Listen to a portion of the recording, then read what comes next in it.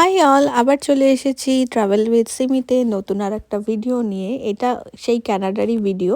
তো আমার যেহেতু অনেকগুলো ভিডিও জমে রয়েছে, তো এই ভিডিওগুলো আমি আস্তে আস্তে ছাড়ছি। তো আমরা ক্যানাডা ট্রিপে গিয়েছিলাম, তো আস্তে আস্তে অনেক ভিডিও করেছি, সেগুলো এখন আস্তে আস্তে আমি আপলোড করছি। আর আশা করছি তোমরা সবাই ভালো আছো। তো আমার এই ভিডিওটা লাস্ট অব্দি দেখতে থেকো। তো আমরা এখন যাচ্ছি হচ্ছে ব্রিটিশ কলম্বিয়া, মানে আমরা ভ্যাঙ্কুভারে ছিলাম এতদিন। যে ভিডিওগুলো তোমরা দেখেছো সেটা হচ্ছে ভ্যাঙ্কুভারের ভিডিও, কানাডার। কিন্তু এখন যেটা যাচ্ছি আমরা ফেরি করে, আমরা যাচ্ছি ব্রিটিশ কলম্বিয়া। এটা একটা ছোট একটা আইল্যান্ড, মানে এটা ফেরি করে যেতে হয় ভ্যাঙ্কুভার টু ব্রিটিশ কলম্বিয়া। তো আমরা এখন সেই ফেরির লাইনে দাঁড়িয়েছিলাম, অনেকটা ভিড় ছিল। তো ফাইনালি সেই ফেরির লাইনে দাঁড়িয়ে এখন আস্তে আস্তে ট্রাফিক ক্লিয়ার হচ্ছে, এখন আমরা ফেরিতে উঠছি। আর ফেরিগুলো এখানকার এত বড় হয় জানোই, অনেক গাড়ি ধরে, প্রায় 250-300টা গাড়ি ধরে যায় এইসব ফেরির মধ্যে। তো মানে অনেকটা বড় হয়। আর এই ফেরির ভীষণ ডিমান্ড এখানে, মানে রীতিমতো মানে ভালোই টিকিট এই ফেরিতে যেতে গেলে। তো এইটা হচ্ছে, এখন আমরা গাড়ি পার্ক করে এখন আমরা ফেরির ওপরের দিকটা এসছি। তো এখান থেকে ভিউটা আমি যতটা পারছি তোমাদের দেখানোর চেষ্টা করছি। তো তোমরা আমার এই ভিডিওটা দেখতে থাকো। সো দেখতে পাচ্ছ দূরে একটা বিসি ফেরি, মানে ব্রিটিশ কলম্বিয়া ফেরি।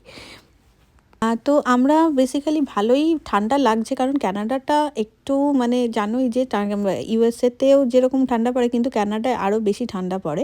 তো ওখানে ঠান্ডাটা অনেক আগে থেকেই শুরু হয়ে যায়। আর এমনিতেও তুমি যদি কোনো লেক বা কোনো লেকের মধ্যে ফেরি করে যাও, তো সন্ধে নামলে এখানে এমনিতেই ঠান্ডা হয়ে যায়। আর আমরা রীতিমতো সবাই সোয়েটার টোয়েটার পরে আছি, কারণ প্রচণ্ড হাওয়া দিচ্ছে। আর আমরা একদম ফেরির টপ ফ্লোরে রয়েছি। তো এখান থেকে আমরা মানে দেখছি যে আস্তে আস্তে সানসেট হচ্ছে, দেখতে পাচ্ছ কি সুন্দর আকাশটা দেখতে লাগছে। তো মোটামুটি সবাই দেখছি যে ফেরির ওপরের দিকটাই উঠে এসেছে, কারণ ঠান্ডাও আছে। তো তার মধ্যে দিয়ে সবাই এখানে দাঁড়িয়ে সব ভিউটা এনজয় করার চেষ্টা করছে। আর দূরে দেখতে পাচ্ছ যে সানসেট হচ্ছে।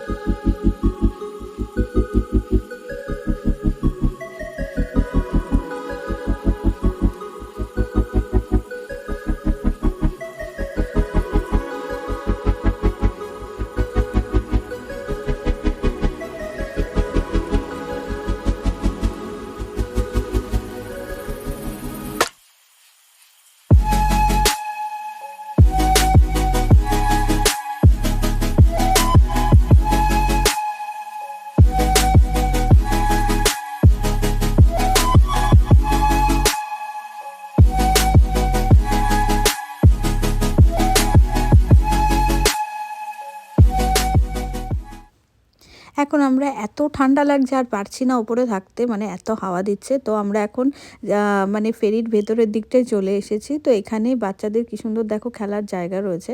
জামাইরা খুব এনজয় করছিল খেলা। আর এখন আস্তে আস্তে আমরা ফেরি থেকে এবার বেরোলাম, কারণ দেখতেই পাচ্ছ পুরো অন্ধকার হয়ে গেছে। তো আজকে তো কিছু দেখা যাবে না। এখন আমরা হোটেলে গিয়ে ডিরেক্ট হোটেল চেকিং করে শুয়ে পড়বো খেয়ে দিয়ে। আজকে আমরা সকাল সকাল বেরিয়ে পড়েছি, কারণ আজকে আমাদের এখানে অনেক কিছু দেখার আছে ব্রিটিশ কলম্বিয়াতে।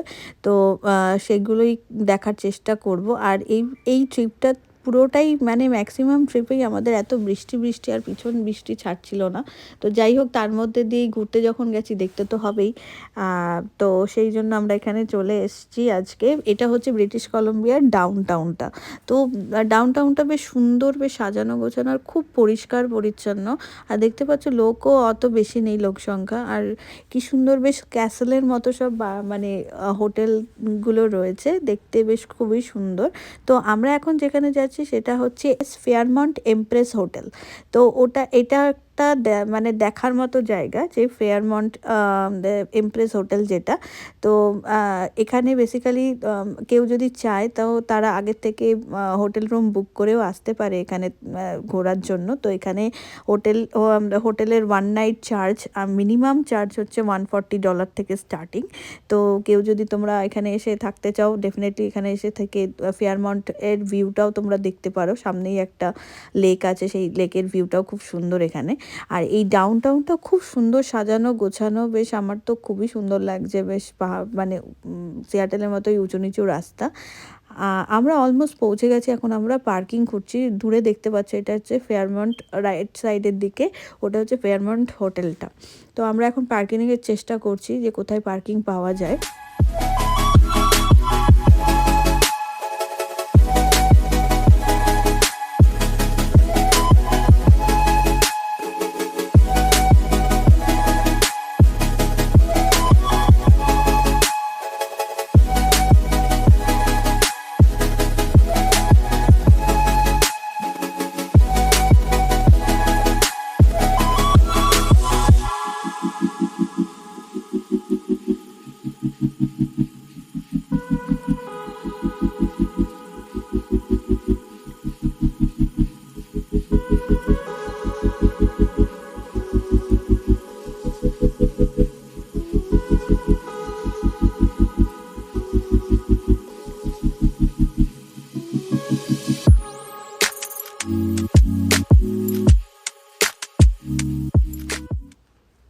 ফেয়ারমন্ট হোটেলের ভেতরটা আমরা এখন চলে এসেছি। দেখতে পাচ্ছ কি সুন্দর সাজানো গোছানো, আর খুবই মানে দেখেই মনে হচ্ছে যে এটা অনেক পুরনো হোটেল। আর এটা বেসিক্যালি সেই ব্রিটিশরা তো সব জায়গায় ছিল, তো ব্রিটিশরা সব জায়গায় রাজত্ব করেছে, তো এখানেও এসেছিল। তো তার জন্য এই জায়গাটার নাম হয়েছে ব্রিটিশ কলম্বিয়া। তো এই সব তাদেরই বানানো। আর কি সুন্দর মেনটেন করে রেখেছে দেখো, সেই কবেকার মানে কত বছর পুরনো। আর এর ভেতরে অনেক শপও আছে আমি দেখলাম। তো আর এই যে দিকটা আমরা এখন যাচ্ছি, তো সেই দিকটাতে দেখতে পাচ্ছ অনেক রেস্টুরেন্ট আছে। তো যেহেতু বিশাল হোটেল, আর এই প্রত্যেকটা হোটেলেই এরকম ভেতরের দিকে রেস্টুরেন্ট থাকে। আর এইগুলো দেখতে পাচ্ছ যে এখান থেকে কেউ যদি ওয়াইন নিতে চায়, কেউ যদি শ্যাম্পেন নিতে চায়, তো এখান থেকে নিতে পারে। তো কি সুন্দর সাজিয়ে রেখে দিয়েছে এরা। আর এইদিকে দেখছো তোমরা, এগুলো হচ্ছে সব হোটেলের ভেতরে সব রেস্টুরেন্ট। তো আমরা ভাবছিলাম এখানে আমরা লাঞ্চ করব, বাট এদের লাঞ্চ টাইমিংটা আর আমাদের লাঞ্চ টাইম টোটাল ডিফারেন্স। এদের 1টার মধ্যে লাঞ্চ বন্ধ হয়ে যায়, আর আমরা এসে পৌঁছেছি এখানে 2 বাজে। তো এখন এদের ইভিনিং স্ন্যাক্সের জন্য বুকিং নিচ্ছে, মানে এখানে গিয়ে আমরা ইভিনিং স্ন্যাক্স নিতে পারি। তো বাট আমাদের এখন দরকার প্রপার ফুড, আর তার জন্য আমরা চাইছি যে সামাইরাও খুব খিদে পেয়ে গেছে ওর। আমরা এখন বাইরে বেরিয়ে যদি কোনো রেস্টুরেন্ট পাই, তো সেখানে গিয়ে আমরা খাওয়া দাওয়া করবো, তাই প্ল্যান করেছি। এই ভিডিওটা একটু লেন্দি হয়ে যাচ্ছে, তাই এই ভিডিওটা আমি এখানে এন্ড করছি। আশা করছি তোমাদের এই ভিডিওটা ভালো লাগলো। এই ভিক্টোরিয়ায় আরও অনেক কিছু দেখানোর আছে। তোমরা পরের ভিডিওগুলো দেখার জন্য অবশ্যই আমার চ্যানেলটাকে সাবস্ক্রাইব করে নিও, আর আমার ফেসবুক পেজটাকে ফলো করে নিও। আর আবার দেখা হবে নতুন ভিডিও নিয়ে। আজকের মতো এখানেই, টাটা, বাই বাই, সবাই ভালো থেকো।